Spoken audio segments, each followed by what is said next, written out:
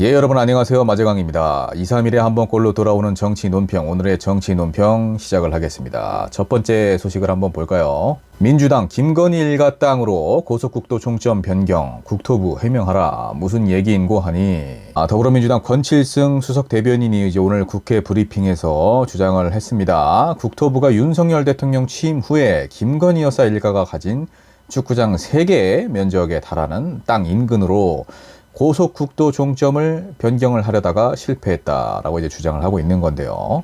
이번 사태로 인해서 내각 말고도 부동산 투기를 위한 김건희 라인 고속국도도 있었음이 드러나고 있다. 정부가 종점 변경 시도와 관련된 일련의 과정을 국민 앞에 한 점 의혹 없이 밝혀야 한다. 이게 이제 서울 양평 고속국도 종점이 이제 양평군에 있는 양서면에서 갑자기 강상면으로 변경이 됩니다. 그래서 이제 말이 나오기 시작을 한 건데, 양서면을 종점으로 할 경우에는 여러 가지 장점들이 있기 때문에 이제 예비 타당성 조사를 통과를 한 거겠죠. 그런데 굳이 강상면으로 종점을 변경하려고 하는 이유가 뭐냐? 하필 또 강상면에 김건희 여사의 가족들이 수천 평대의 땅을 갖고 있었다. 김건희 여사의 이제 형제 자매들, 그리고 김건희 여사의 모친, 이렇게 좀 땅을 갖고 있다는 건데, 종점을 변경을 하면 분석을 또 해야 되고 사업비도 증액을 할 수밖에 없는 그런 상황임에도 불구하고 굳이 종점을 변경을 한다? 그것도 하필 현직 대통령의 영부인의 가족들이 땅을 갖고 있는 그 인근 지역에 누가 봐도 좀 의아하죠. 이거를 예비 타당성 조사를 하고 보고서를 올리고 평가하고 이런 여러 가지 단계별 작업을 거쳐가면서 계속 양서면으로 종점을 하는 걸로 그렇게 확정이 되다시피 한 건데, 갑자기 양서면에서 강상면으로 변경을 해버리려고 하는 겁니다. 아무래도 이제 현직 대통령의 처가 소유 땅이 인접해 있는 곳이기 때문에 여러 좀 말들이 나왔고, 국토부에서도 이제 눈치가 보였는지 재검토를 지시를 한 것 같은데, 양서면에서 강상면으로 변경이 되는 거를 양평군 담당 공무원들도 모르고 있었다.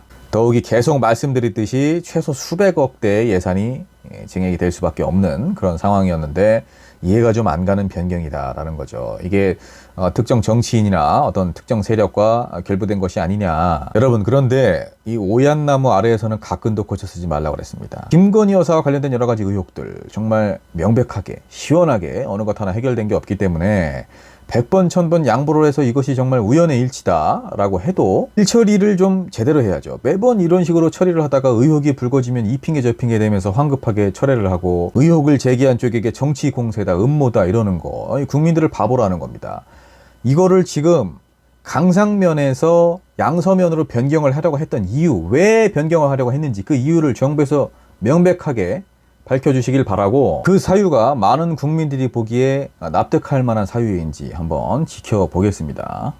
다음 소식입니다. 민주당 불치병 마약 도취, 김기현 제정신인가, 여야 말폭탄 전쟁. 자, 이게 무슨 내용인가 하면 이것도 정말 황당한 내용이죠. 이태원 참사 진상규명특별법 결국엔 이제 신속 처리한 건 패스트트랙 지정이 됐는데, 이 더불어민주당이 주도를 했죠. 이제 김기현 국민의힘 대표가 민주당을 겨냥을 해서 불치병에 걸린 것 같다, 마약에 도취됐다라고 이제 비난을 했기 때문에 또 이렇게 여야가 아주 강도 높은 말싸움을 하고 있는 상황인 건데, 민주당이 불치병에 걸린 것 같다, 마약에 도취됐다, 눈앞의 이익에만 급급해서 국민적인 참사마저도 정쟁의 도구로 이용하는 나쁜 짓을 저지르고 있다.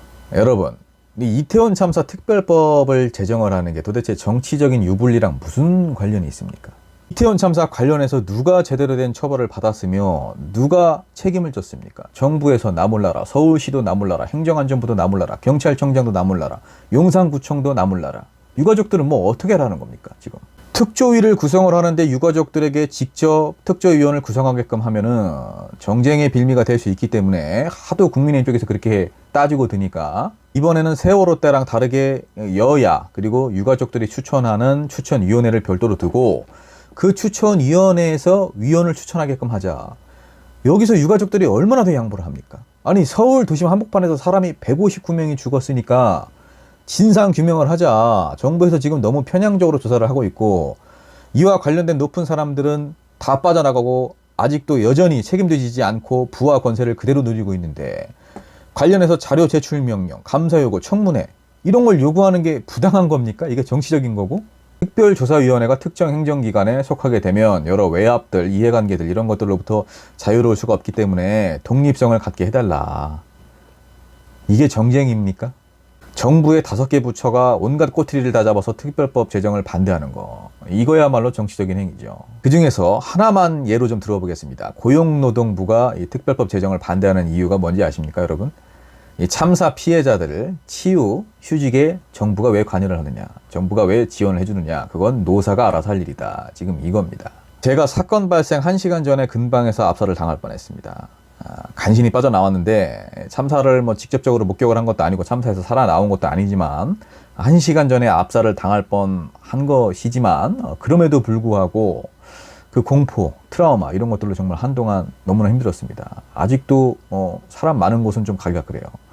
그런데 거기서 구조 활동을 펼쳤던 분들, 참사 현장을 목격했던 시민들, 상인들, 그분들도 어떻게 보면 피해자거든요. 그 범위를 지정하는 작업, 참사의 구조적인 원인을 분석하는 작업, 사후 대책을 마련하고 예방을 하는 작업, 이런 것들이 다 들어가 있는 건데 이게 왜 정쟁이에요? 지금 이거는 보수, 진보, 국민의힘, 민주당 이렇게 당을 따질 문제가 아닙니다. 왜 자꾸 유가족들을 정치적으로 움직이는 것처럼 몰아갑니까?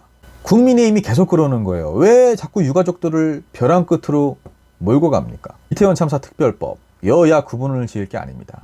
정쟁이 아닙니다. 민주당, 국민의힘 이렇게 구분을 지을 일이 아닙니다. 국민의힘 국회의원 여러분, 저는 유가족들을 기만하지 마시기 바랍니다. 자, 다음 소식. 윤석열 대통령 통일부 북한 지원부가 아니다. 민주당이 이제 강력 반발을 하고 있습니다. 통일부가 북한을 지원만 해주는 부처는 아니죠. 당연히. 평화 통일 체계를 구축하고 남북 간의 교류 협력 이런 어떤 관련 정책들을 만들고 집행하고 우리가 통일이 되었을 때 여러 가지 발생될 수 있는 리스크들을 완화할 수 있는 그런 역할을 총체적으로 하는 부처라고 보시면 되겠죠. 넓게 보면은 이런 역할들도 다 포함이 되는 것이다. 그런데 지금 대통령께서 통일부는 북한 지원부가 아니니까 헌법 정신에 따라서 통일부 본연의 역할을 수행해야 한다라고 이렇게 말씀을 하셨는데 대통령께서 생각하시는 통일부 본연의 역할은 도대체 뭡니까? 북한과 일체 대화를 거부하고 무력으로만 북한을 제압하고 억누르고 자극해서 한반도의 긴장감을 유발시키는 거, 그게 우리 대통령께서 생각하시는 통일부의 역할인가요? 지금까지 윤석열 대통령이 1년간 보여주신 이 행보만 봤을 때는 저는 그렇게 보이거든요. 물론 전 정부와 다른 기조로 갈 수는 있죠. 정책의 방향성이 다를 수도 있고 추구하는 바가 다를 수도 있는 건데 저도 북한에게 때로는 강력하게 나가는 것도 필요하다고 봅니다. 그러나 이전 정부에서 이뤄놓은 것들을 굳이 다 허물어가며 거기에 들어간 수많은 재원들을 다 무로 돌려가면서 우리가 얻은 게 뭐가 있습니까? 언제 또 북한이 도발할까? 중국과 러시아는 어떻게 나올까? 눈치만 보고. 그렇다고 뾰족한 묘수는 없고 그저 이전 정부의 대북 정책에 대한 비난, 비판, 선동, 북한 자극. 지금 우리 정부가 보여준 건 그거밖에 없습니다. 뭔가 대북 관련해서 성과를 보여주셔야 됩니다. 그래야 우리 국민들도 이 윤석열 대통령의 방식이 옳았구나 라면서 납득을 할 거 아니겠습니까? 이렇게 지금 이전 정권에서 행했던 모든 것들을 다 무로 되돌리는 것은 효율적이지 못한 겁니다. 특히나 통일부는 반공을 하기 위한 부처가 아닙니다. 아무쪼록 우리 정부가 효율적이고 효과적인 대북 정책을 펼쳐주길 바라겠습니다. 자, 다음 소식입니다. 민주당 극우 유튜버 개가 국민통합 포기하겠다는 선언이다.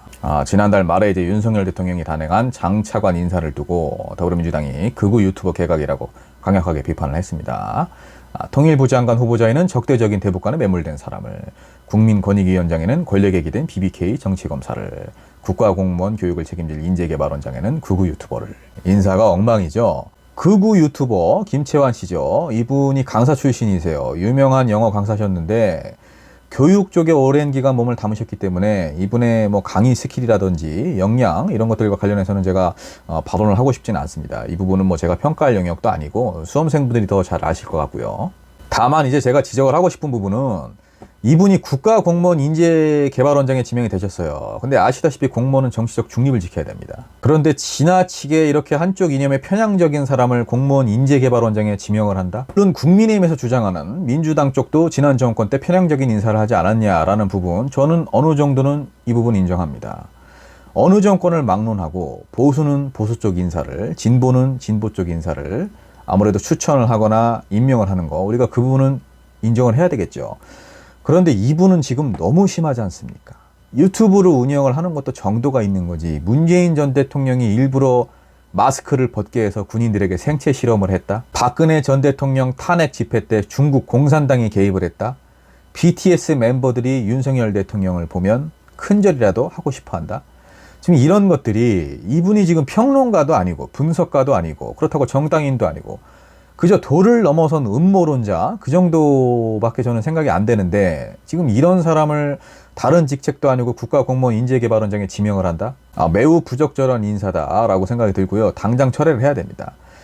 우리 정부가 실패를 하길 바라는 사람이 어디 있겠습니까? 지지하는 정당을 떠나서 윤석열 정부가 성공을 하고 국민을 위한 정치, 국정을 펼쳐 보인다면 살기 좋은 세상을 만들어준다면 정부의 인사에 우리가 이렇게 시시콜콜 왈가왈부할 필요는 없죠. 다만 잘못된 길을 가고 있기 때문에 많은 시민들이 우려를 하고 있다는 거 지금 더 늦기 전에 얼른 인식을 좀 하셔야 됩니다. 검찰 출신들을 대거 임명하는 것도 우리 국민 여러분들이 많은 우려를 표하시는데 하물며 극우 유튜버들 그것도 음모론에 가까운 발언을 하시는 분들 이런 분들까지 이제 정부의 요직을 맡는다? 이걸 누가 납득을 하겠습니까? 정부가 하루빨리 국가공무원 인재개발원 원장에 걸맞는 분으로 다시 지명을 하시길 바랍니다. 자, 오늘 마제강TV 정치 논평 여기까지입니다. 즐거운 주말이죠. 마무리 잘 하시고요. 마제강TV 구독 부탁드립니다.